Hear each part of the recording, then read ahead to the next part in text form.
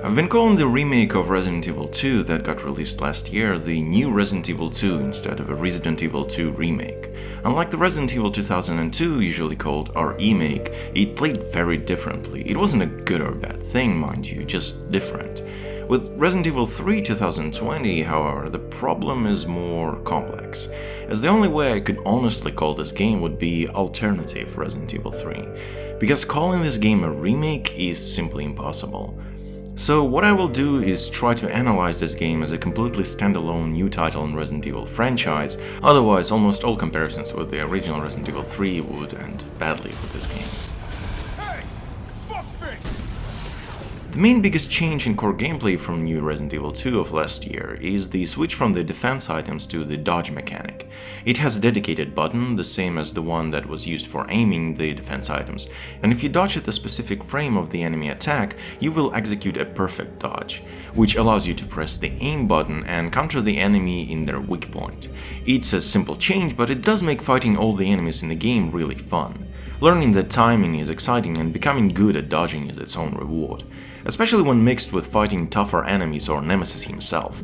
Every encounter with Nemesis is a bombastic explosive sequence, and when you're first experiencing them, it's hard not to get excited. He constantly has new tricks up his sleeve, yet you can always find a good counter to all of them, and same goes for new enemies or new takes on enemies in this game. My biggest enjoyment, however, was from the characters and the storytelling.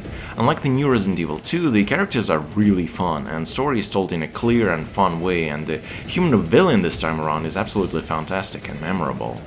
Characters do swear far more than even Resident Evil 7, which is questionable, but at least they're fun and exciting.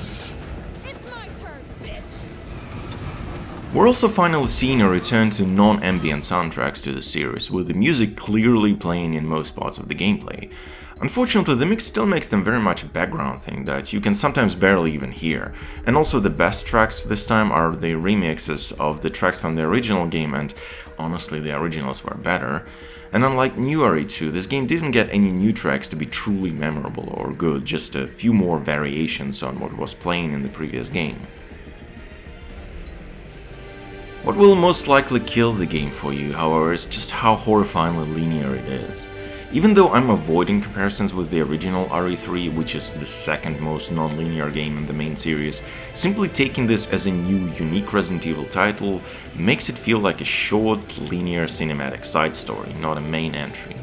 Absolutely everything in this game is linear. The way the Nemesis fights work, the way the story progresses, the way you explore every single main area.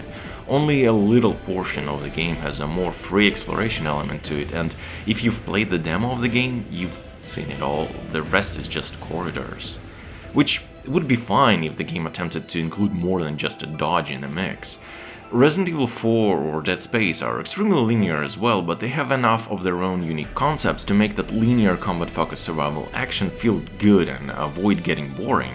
But this Resident Evil 3 has nothing of sorts. It's just the mechanics from Resident Evil 2, which were designed for classic survival horror exploration, forced into linear action-heavy structure.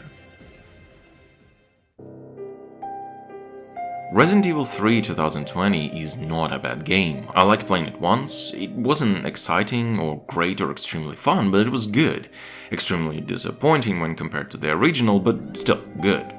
It's in replaying the game that I started liking the game less and less, which is the opposite to what usually happens with the Resident Evil games.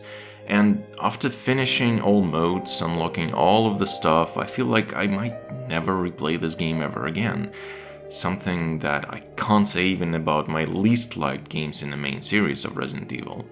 This game managed to be what was often erroneously said about the original Resident Evil 3, just a little inconsequential expansion to Resident Evil 2 and nothing more.